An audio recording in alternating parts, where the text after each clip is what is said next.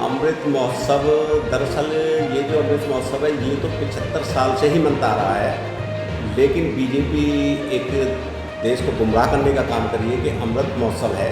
ये अमृत महोत्सव नहीं है, आज़ादी का महोत्सव है और ये तो हर साल मनता है, लेकिन सस्ती लोकप्रियता पाने के लिए भारतीय जनता पार्टी देश को गुमराह कर रही है।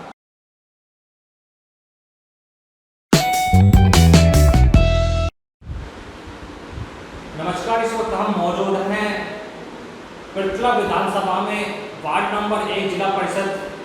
हमारे सामने मौजूद हैं वार्ड नंबर 1 से बहुजन समाज पार्टी के भावी प्रत्याशी पंडित रामवीर गौड़ जी। रामवीर जी, 15 अगस्त आ रहा है, क्या कहना चाहते हैं? देखिए, 15 अगस्त पे मैं सबसे पहले तो अपने वार्डवासियों को, पृथला विधानसभा क्षेत्र को, अपने हरियाणा को और अपने राष्ट्र को नमन करता हूं और सभी को शुभकामनाएं देना चाहता हूं, हार्दिक धन्यवाद करना चाहता हूं कि ये एक राष्ट्रीय पर्व जो मनाते हैं ये बहुत ही खुशी की बात है। आज से 75 साल पहले हमारा देश आज़ाद हुआ था और उसी आज़ादी की खुशी में ये राष्ट्रीय पर्व मनाया जाता है। सर, सरकार अमृत महोत्सव मना रही है, इस पर आप क्या कहना चाहते हैं?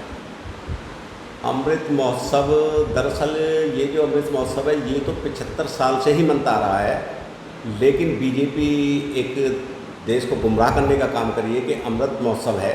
ये अमृत महोत्सव नहीं है, आज़ादी का महोत्सव है और ये तो हर साल मनता है, लेकिन सस्ती लोकप्रियता पाने के लिए भारतीय जनता पार्टी देश को गुमराह कर रही है। देखिए, अमृत महोत्सव मनाने से पहले सरकार को बेरोज़गारी पर ध्यान देना चाहिए, भ्रष्टाचार पर ध्यान देना चाहिए, आम जनता का जीना दूभर है उस पर ध्यान देना चाहिए, एक आदमी के लिए खाने के लिए रोटी नहीं है उस पर ध्यान देना चाहिए, सबको अन्न, सबको वस्त्र मिलना चाहिए। लेकिन सरकार वो ध्यान ना दे करके देश को दूसरी तरफ ले जा रही है कि भाई अमृत महोत्सव है। अमृत महोत्सव मनाने के लिए देश में भी बहुत कुछ होने की ज़रूरत है, जो पिछले 10 सालों से भारतीय जनता पार्टी कर रही है, देश को गुमराह करने का काम कर रही है। मैं इसे अमृत महोत्सव नहीं बल्कि राष्ट्रीय महोत्सव है तो अच्छा रहेगा। सर, वार्ड नंबर 1 से आप तैयारी कर रहे हैं, आपकी जो क्षेत्र है उसमें 20 गाँव आते हैं, क्या क्या समस्याएं हैं उसमें?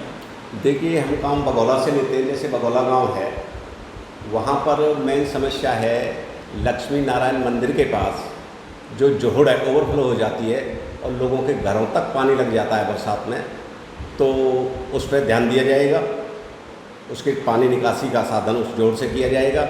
और दूसरी सबसे बड़ी जो समस्या है वो है गांव में, वहाँ बिजली का फीडर होने के बाद भी बगौला को अकॉर्डिंग टू लॉ 24 घंटे बिजली मिलनी चाहिए।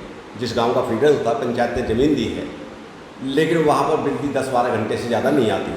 तो ये दो ऐसी समस्याएं हैं, बाकी तो सरपंच लेवल की होती हैं, वो सरपंच लेवल करेंगे, उनके साथ मैं भी सहयोग बना के रखूँगा और समस्याओं को। लेकिन दो बहुत बड़ी समस्या है, एक लक्ष्मी नारायण मंदिर के पास जोड़ का ओवरफ्लो होना और दूसरा बगौला में बिजली 24 घंटे ना आना।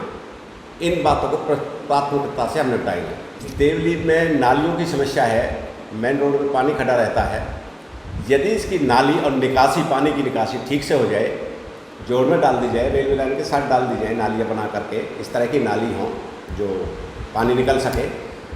तो अब देवली के बाद आ जाओ मानकौल। मानकौल में मेन समस्या है जो इसकी मानकौल की फिरनी है, इस पर ट्रक चलते हैं बहुत ज़्यादा। यहाँ पर एशिया का सबसे बड़ा अनाज का गोदाम है जो 27 एकड़ में है और वो बीजेपी की जो सांसद थी सुधा यादव जी का है।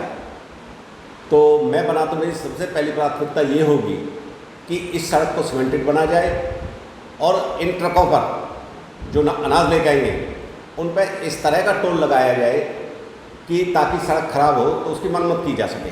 वो टोल बेशक सरकार को जाए या पंचायत को जाए, इससे कोई फ़र्क नहीं पड़ता। तो इसकी समस्या है चारों तरफ सीमेंटेड सड़कें होनी। तो सबसे पहले मैं इस बात को दावे से साथ कहता हूँ कि मानकौल की जो फिरनी है ये बिल्कुल सीमेंटेड बना दी जाएगी। अब आते हैं जनौली में। जनौली बड़ा गांव है, विधायक का गांव है, वहाँ पर कोई खास समस्या नहीं है।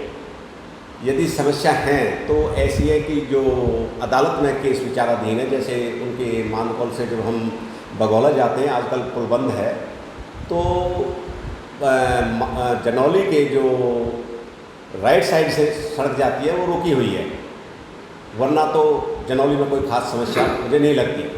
अब बात आती है खजूर का। खजूर का में भी अच्छा है, वहाँ मेन है पानी की निकासी। पानी की निकासी पे पूरा ध्यान दिया जाएगा। अब आता है अलावलपुर। अलावलपुर जो मेन रोड है उसके साथ नालियाँ जो बंद पड़ी हैं उन नालियों को खुलवाया जाएगा और वहाँ अम्बेडकर भवन और ब्राह्मणों की जो चौपाल है विशेष तौर पर उन पर ध्यान दिया जाएगा, उनको बढ़िया ढंग से बनाया जाएगा। अब बात आती है कटेसरा की। कटेसरा में समस्या है वही पानी निकासी की समस्या तो लगभग हर जगह है।